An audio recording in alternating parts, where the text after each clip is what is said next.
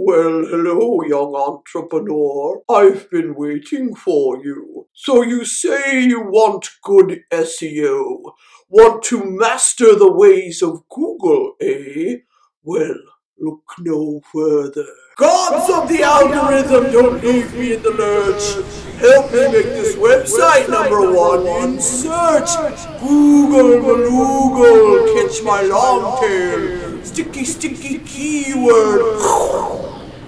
Because getting to the top of search results kind of feels like magic. Am I right?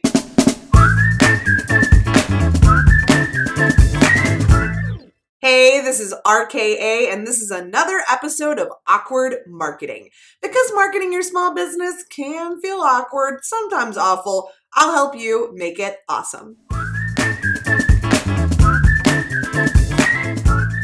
Raise your hand if you've ever thought of an SEO person kind of like a wizard, mixing together mysterious potions, saying a few incantations, casting a spell onto Google.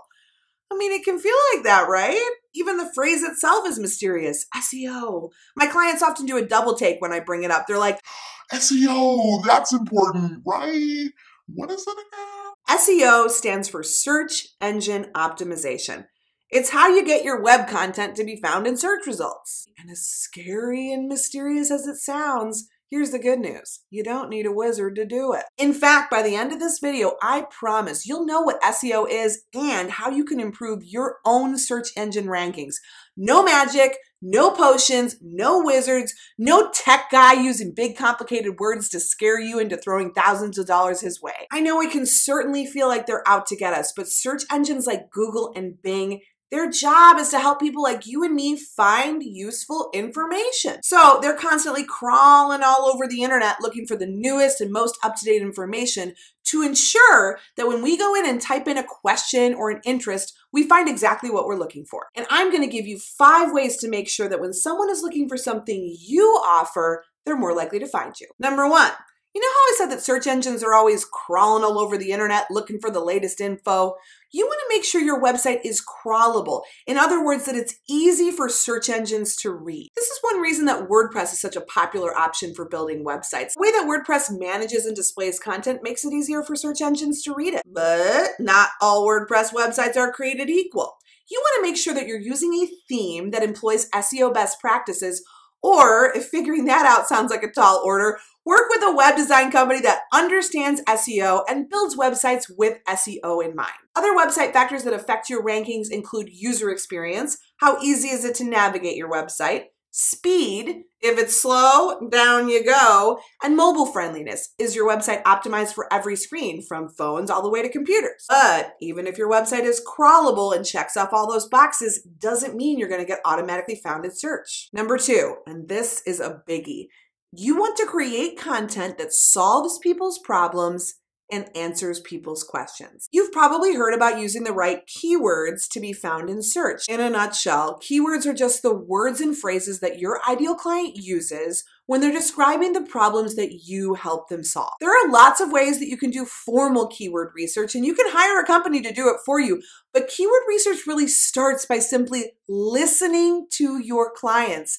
How do they describe their needs and problems? So often we want to find inventive ways to describe our work, but for as clever as we may sound, this might be getting in the way of us getting found in search results. When in doubt, keep it simple. Write your website content using the words and phrases that your ideal client would. Listening is the best and the cheapest keyword research out there. Number 3, you want to keep creating content on an ongoing basis.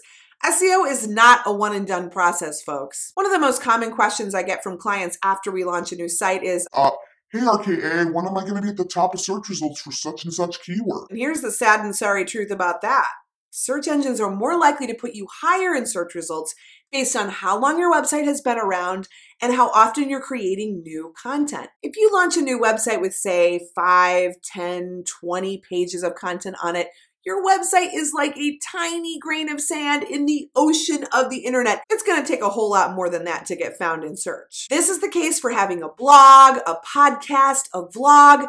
The more content you create and the more regularly you create it, the more likely it is you're going to get found in search by the right people. And that makes perfect sense when you think about it. Instead of relying on the same 5, 10, 20 pages and hoping that they get picked up in search, you're constantly creating new content and creating new opportunities to get found, in addition to what you already have. Number 4, you want to work on creating content that people actually enjoy consuming. Back in the day, you could game the search engine system into putting you higher in results simply by stuffing your website full of keywords. Now, factors like how long a person stays on your website before they bounce or how often a post is linked to or shared affect your rankings. In other words, if people stop and stay on your website for a while, search engines take that as an indicator that people are enjoying your content. Extra bonus points for you. And of course, if people are sharing and linking to your content, even more points. Figuring out what content resonates with your audience takes time and practice, which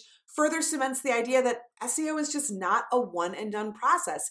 It's an ongoing part of your marketing strategy. Finally, number 5, you want to build connections with other websites. Search engines look to who is linking to your website, and the more high quality the referral, the better. So, for example, if the New York Times is linking to your website, search engines consider this a stamp of approval in a way. It improves the reputation of your website's content and with it, your ranking. This is where things like PR and media appearances come in, as well as guest blogging, being featured or interviewed on other websites, podcasts, web shows, etc. You've heard that guest blogging is good for exposure. This is one reason why. If you're posting content on a leading website and that website links to your website, you're boosting your search engine ranking. No website is an island. The more you build relationships and are linked to from other websites, the higher you go in search results. SEO sounds complicated, but it doesn't have to be. As you can see, there's nothing magical about it. Simply start by creating content that speaks to your audience's needs